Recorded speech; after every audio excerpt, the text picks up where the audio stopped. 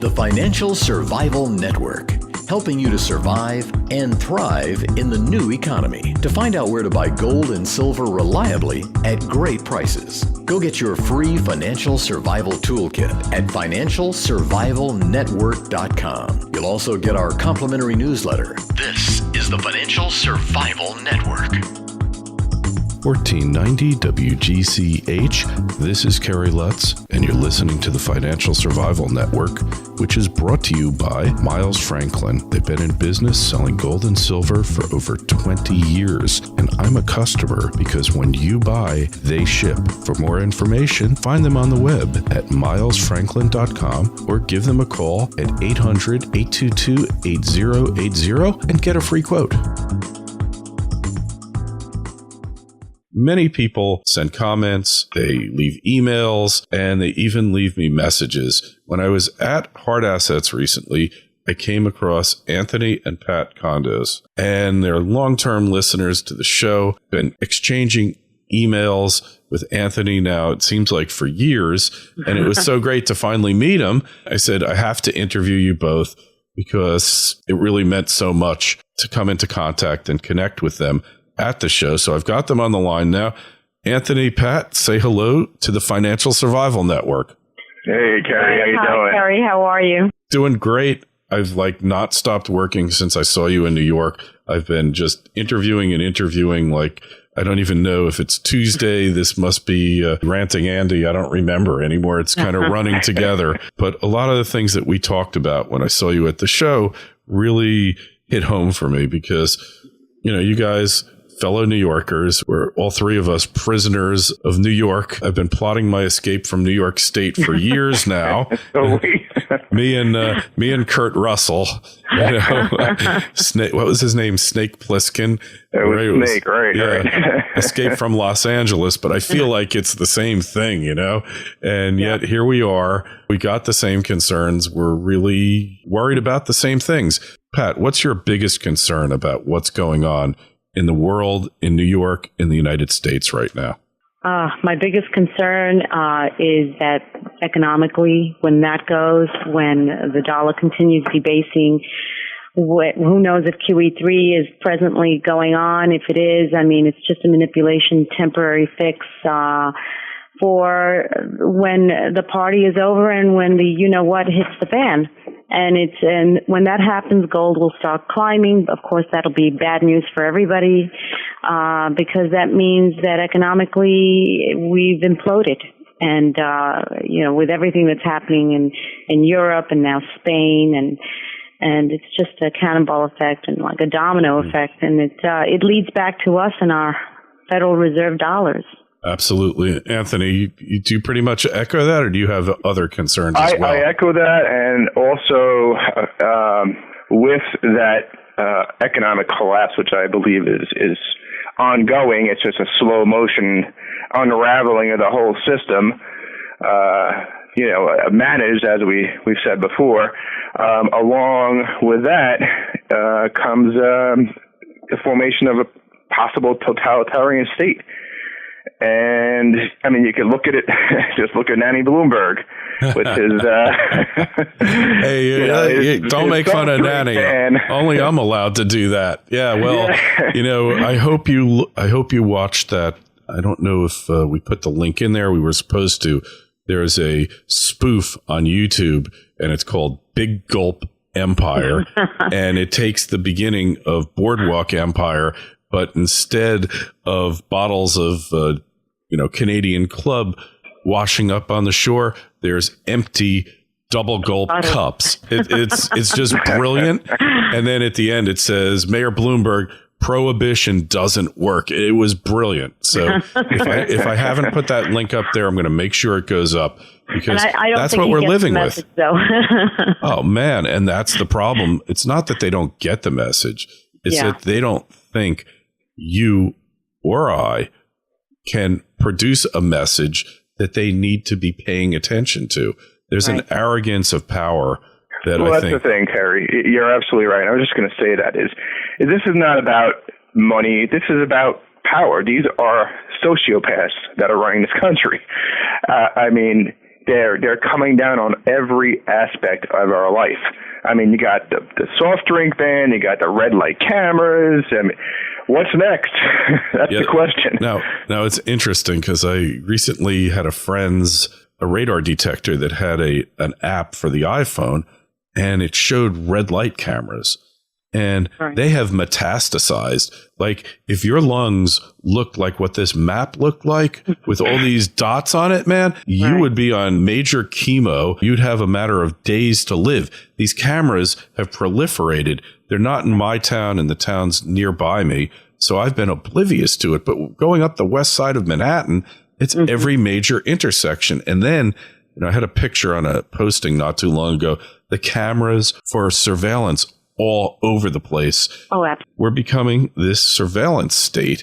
And I think that's what you guys are expressing, this uneasiness that, oh, yeah, they're doing it to protect us now.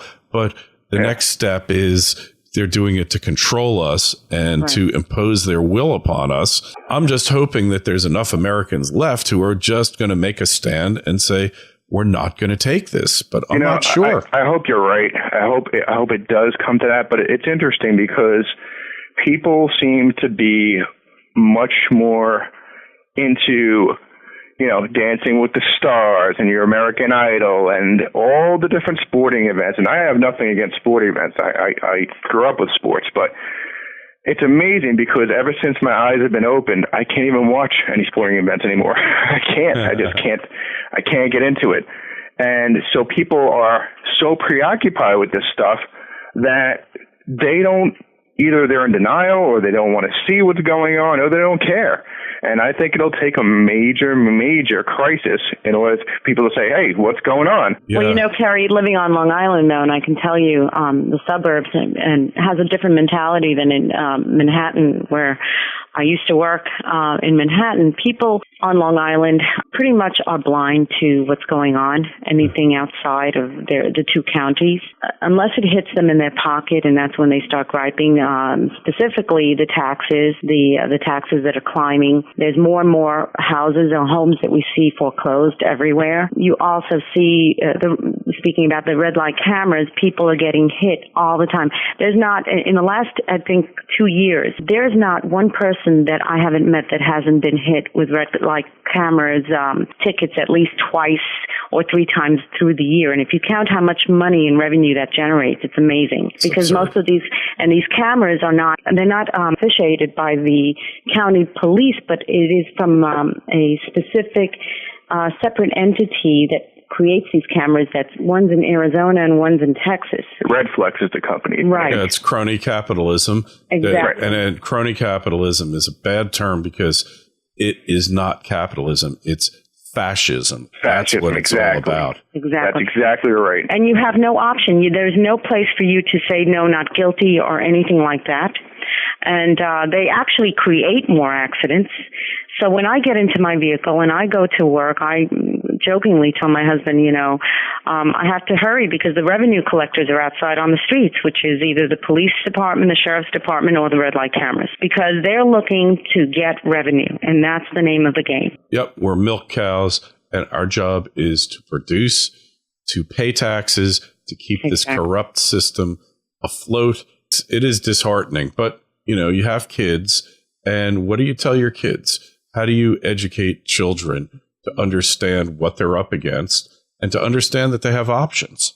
Right. Well, considering that they've inherited, I don't know what the debt ceiling is up to, and I think it's 21, 16 and change trillion. Yeah, but it's about to run out in a couple of weeks. Of course. I mean, considering they're starting off with such a negative and all these credit cards here, credit cards there, we live in an age that if you don't go to college and get a debt, or your parents don't get a second mortgage on their homes to pay your college, and then you graduate with a business degree that you can't even get a job in, and with a debt of $90,000, what do you tell your children?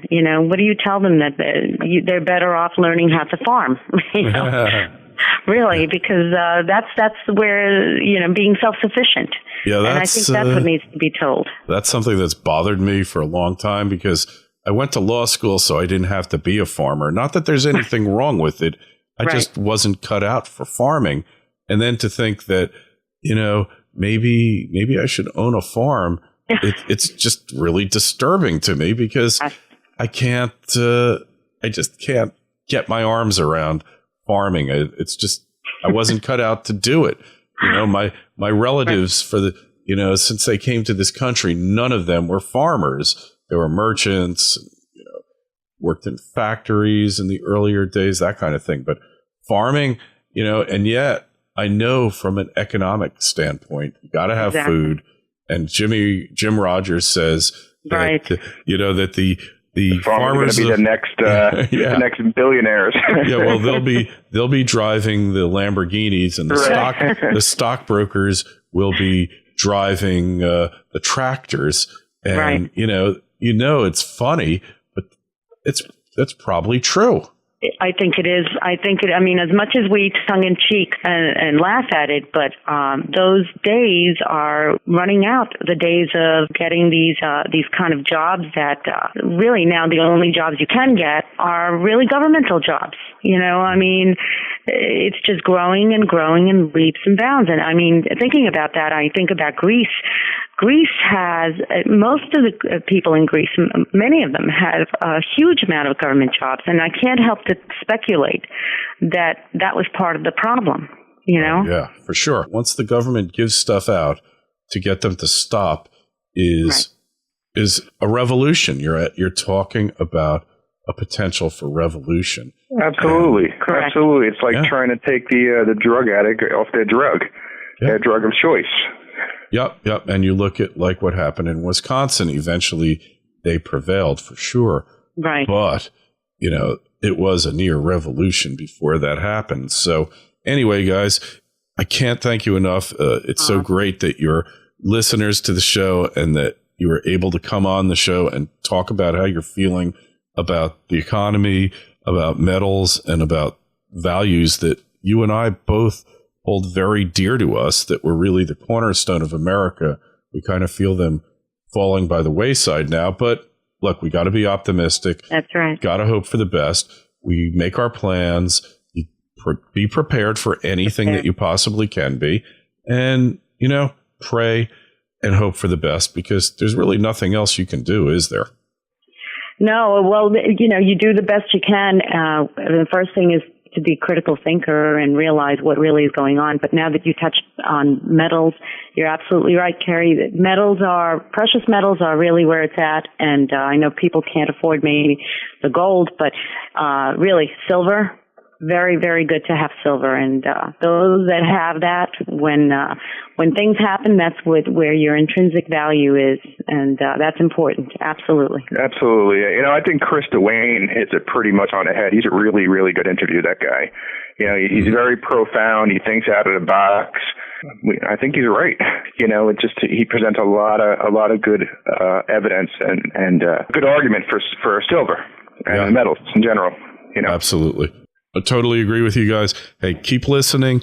Thanks again for coming on. And I'll see you at the next Hard Assets Conference. I'm going out, in case you didn't know, to Freedom Fest in Vegas, mid-July. I'm not expecting to see many listeners there, but if you're out at Freedom Fest, we're going to have a booth. I'm going to be doing tons of interviews. Come see me. I'll interview you. Great. Get on the show. All right. Oh, sounds Thanks, great, Carrie. Thank you so much for having us. Always a pleasure, guys. We'll talk to you soon. Bye now. Thanks.